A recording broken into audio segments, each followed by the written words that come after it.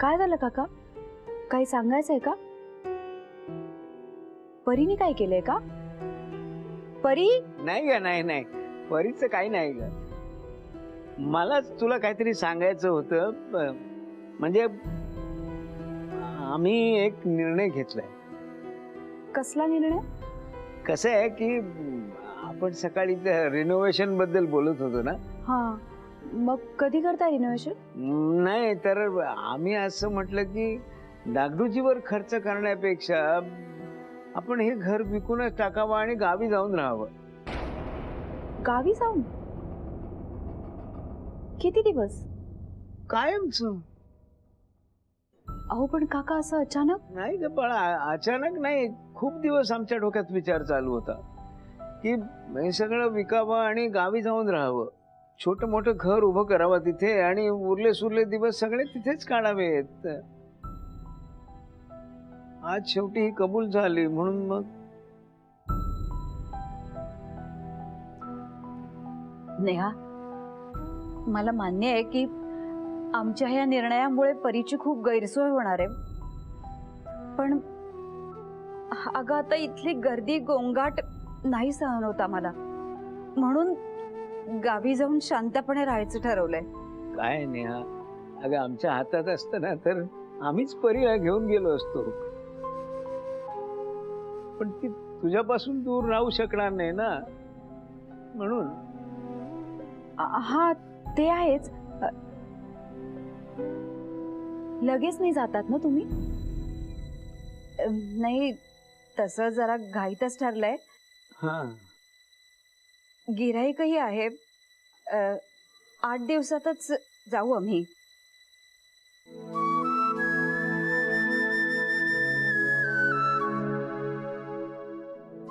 मला कळतंय ग, परीला.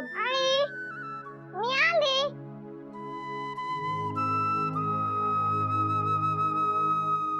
नेहा, बाळा रागवू नकोस आमच्यावर. नाही काकू, मी कशाला तुमच्यावर रागवेन.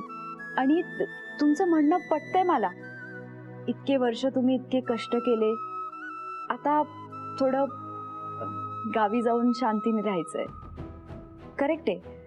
पण मला आणि परीला तुमची इतकी सवय झाली आहे ना काकू, की पण टेन्शन घेऊ नका, सगळं मॅनेज होईल. परीचं टेन्शन घेऊ नका, मी करीन मॅनेज. चल परी, चल बाळा.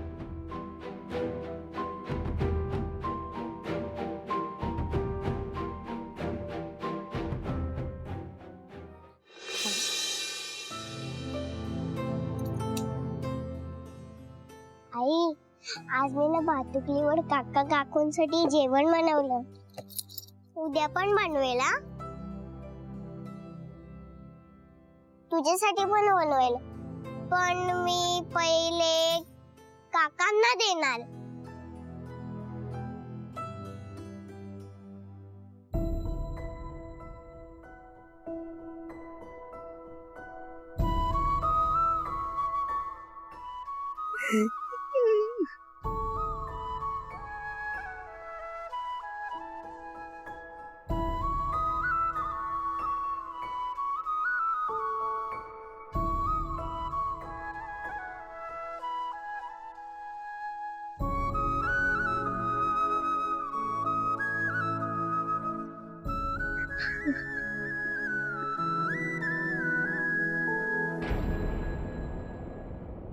आई,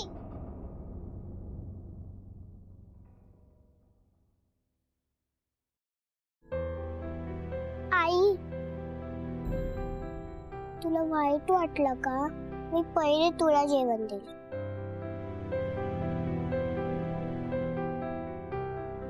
तू सॅड नकोस.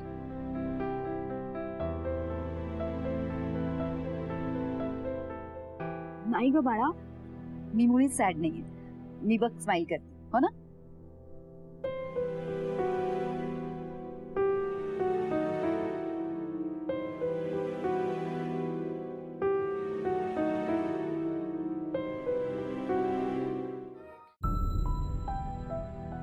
हे बघ आई, ही मी, ही काकू, हे काका.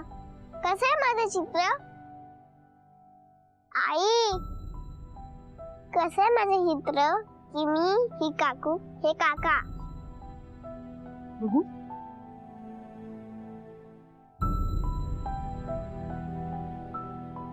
खूप छान आहे.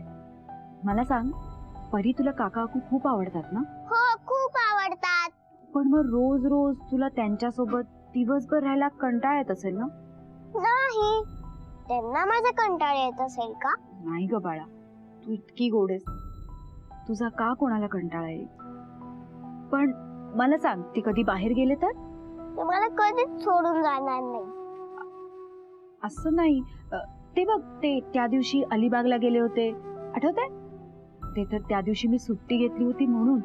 पण जर असं कधी झालं की काका काकू बाहेर गेले आणि आईला पण ऑफिसला जावं लागलं, तर तुला कुठेतरी दुसरीकडे राहावं लागेल ना. मग तू जिथे राहशील तिथे नवीन काका काकू, नवीन फ्रेंड्स, मज्जा येईल ना तुला.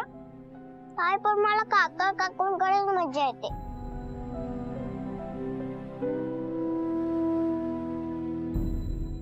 बरं ठीक आहे बा, तुझा आवर, मी स्वयंपाकाची तयारी करते. हं?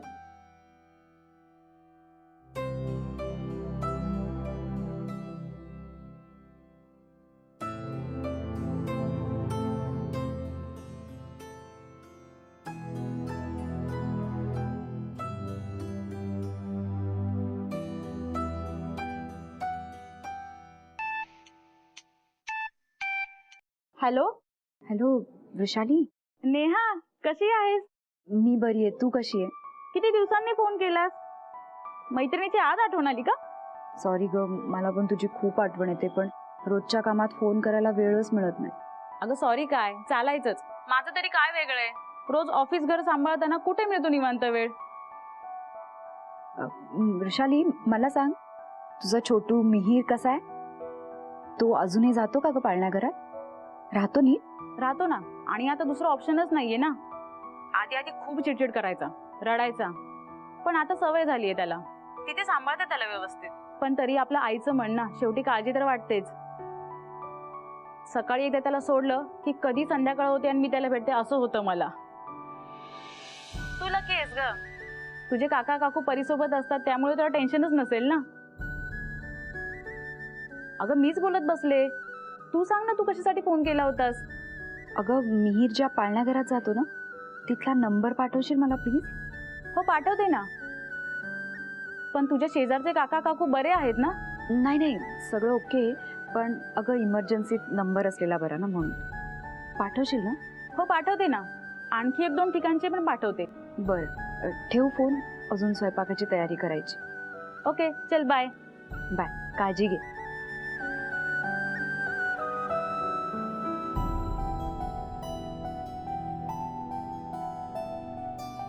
तरी आपलं आईचं म्हणणं, शेवटी काळजी तर वाटतेच. सकाळी एकदा त्याला सोडलं की कधी संध्याकाळ होते आणि मी त्याला भेटते, असं होतं मला. परीला कसं सांगू की काका काकू कायमचे गावाला चाललेत आणि आता तिला पाळण्याघरातच राहावं लागणार आहे.